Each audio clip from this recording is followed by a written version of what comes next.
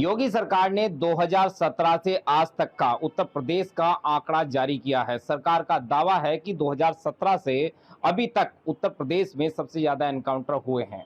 अपराधियों की रीढ़ तोड़ी गई है। इस नुक्कड़ पर अपराधी ने अपराध किया तो दूसरे नुक्कड़ पर उसे या तो मार दिया गया या मुठभेड़ के बाद गिरफ्तार कर लिया गया है, जिसमें मेरठ जोन को प्रथम स्थान मिला है। लेकिन यहाँ के नागरिकों की क्या राय है, किस तरीके के अपराधियों को मारा गया, क्या अपराध का उससे पहले स्केल था, क्या कितनी वास्तविकता है, इस पर उनकी अपनी राय जानने के लिए न्यूज स्टेट की टीम मेरठ पहुंची है। मैं शुरुआत करता हूं सर, किस तरीके की चीजें प्रदेश में रही हैं फिलहाल, अगर अपराध ग्राफ की बात करें तो कैसा आप पाते हैं? जी सर, हम ये देखते हैं कि जो योगी जी ने काम किया है, बहुत अच्छा काम किया है। अपराधियों को उनके घुटने में टिका दिया है, तो अपराध में कमी हुई है थोड़ी उत्तर प्रदेश में।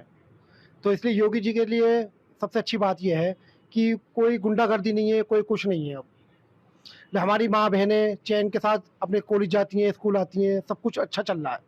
क्या नाम है आपका? मोहम्मद असीम सिद्दीकी एडवोकेट। मेरठ के रहने वाले शहजाद ने नाबालिग बच्ची के साथ में बलात्कार किया, पुलिस ने उसे मुठभेड़ में मार दिया। ये सरकार ने सही किया है, गलत किया? ये सरकार ने बहुत अच्छा किया है। ऐसे अपराधी का असर कैसा होना चाहिए? अपराधी का उसे फांसी की सजा होनी चाहिए, उसके साथ फांसी होनी चाहिए उसे। मानते हैं कि अपराध का और अपराधी का ग्राफ घटा है? बिल्कुल अपराध घटा है। बिल्कुल। क्या मानेंगे, कितना इत्तेफाक इस बात से रखते हैं, पहले कैसे हालात थे? अब प्रदेश सरकार कहती है कि पिछले 8 सालों में अपराध और अपराधी दोनों का ग्राफ गिरा है, गिरावट आई है, अपराधी को मारा गया है, रीढ़ तोड़ी गई है उसकी। देखिए, योगी सरकार से पहले 2017 से पहले ये प्रदेश में अपराध इस कदर था कि कोई भी व्यक्ति, कोई महिला, कोई माँ बहन, कोई बेटी, कोई व्यक्ति सुरक्षित किसी रास्ते पर नहीं चलता था। रोज अपहरण होते थे, रोज हत्याएं होती थी।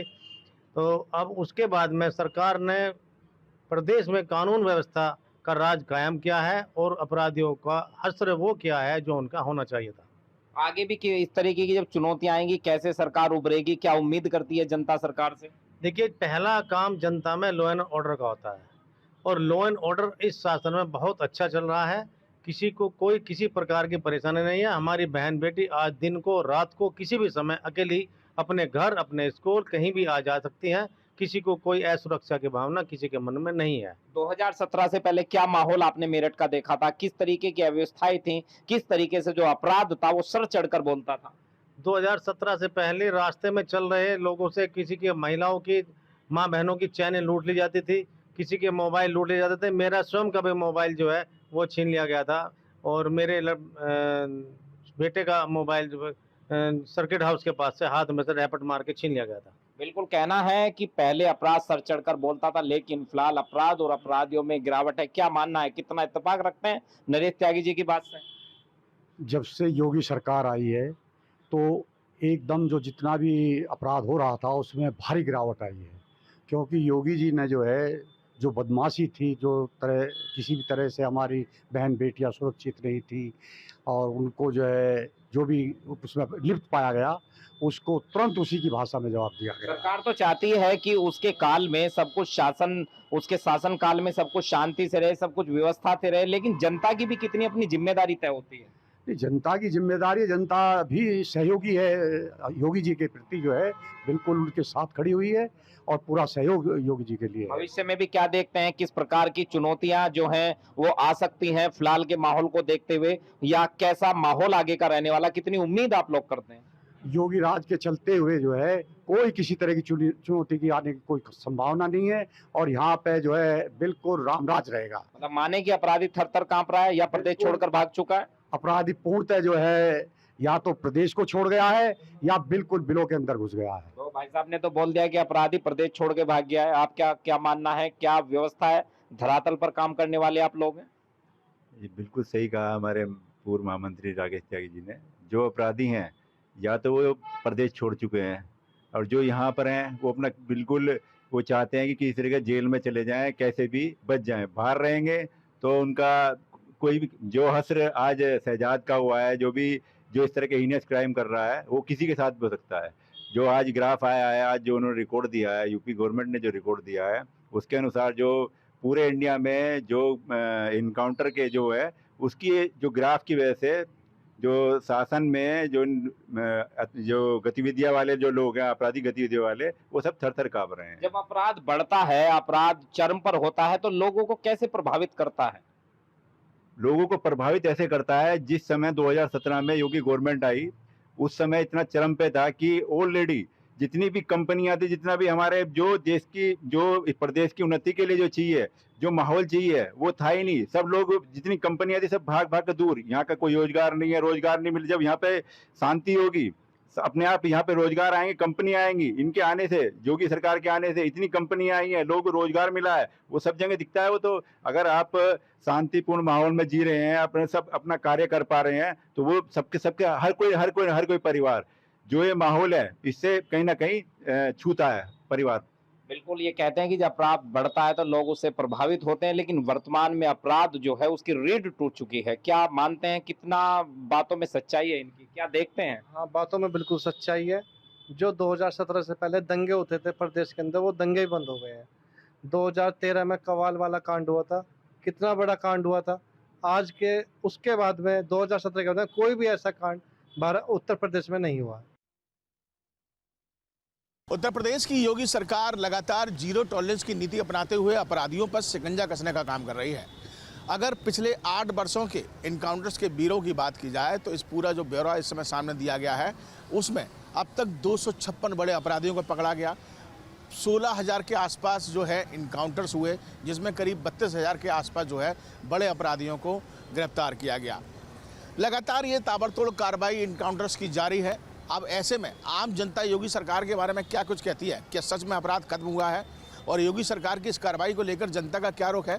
हम आगरा में मौजूद हैं, तमाम लोग हमारे साथ मौजूद हैं, इनसे एक बार बात कर लेते हैं। सर, सबसे पहले आपसे शुरुआत कर लेते हैं।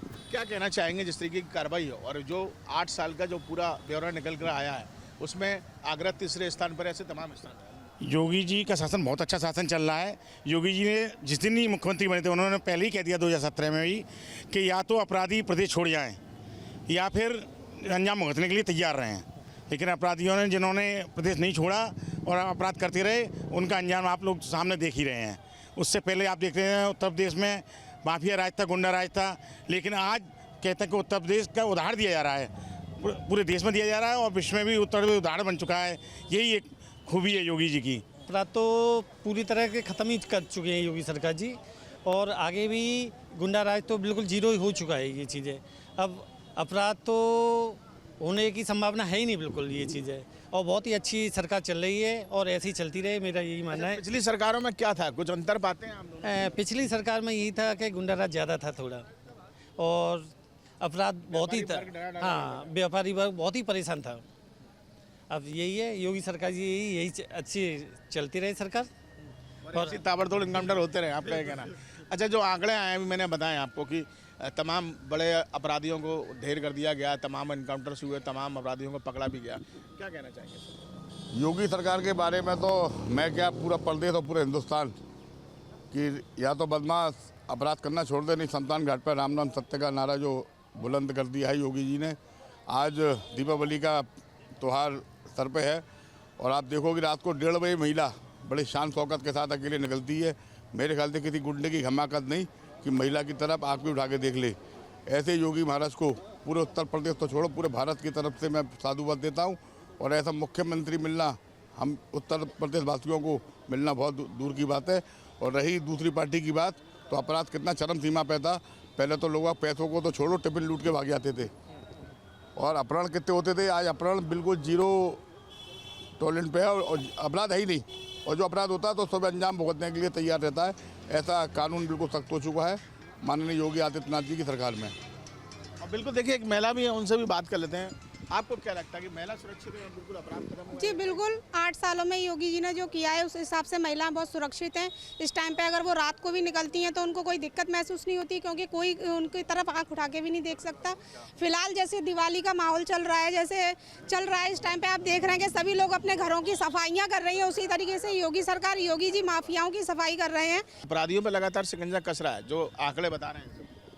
शिकंजा तो कस ही रहा है। मैं तो ये कहूँगा माननीय मुख्यमंत्री योगी आदित्यनाथ जी, जो कि 8 साल से अपना शासन चला रहे हैं, उन्होंने इतने अच्छे तरीके से पुलिस प्रशासन और इन सबको कर रखा है कि अगर रात को आप क्राइम करते हैं तो सुबह तक वो चोरी हो या डकैती हो कोई भी हो वो सुबह तक खुल जाती हैं सारी। तो प्रशासन को भी छूट उन्होंने इस प्रकार से कर रखी है कि प्रशासन चुस्त मुस्त तरीके से सारे प्रकार से मतलब खोल देता है सारी चीज़ों को।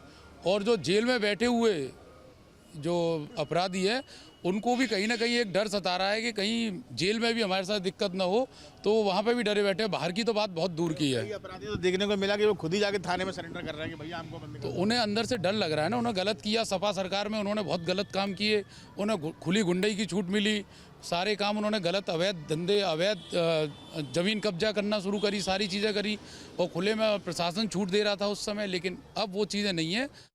जहाँ भक्ति है हर शब्द में, कथाओं में छुपे हैं दिव्य रहस्य और ज्योतिष देता है जीवन को दिशा। धर्म से जुड़ी हर बातों को जानने के लिए हमारे चैनल स्तुति को सब्सक्राइब करें। चैनल पर जाने के लिए इस लिंक पर क्लिक करें।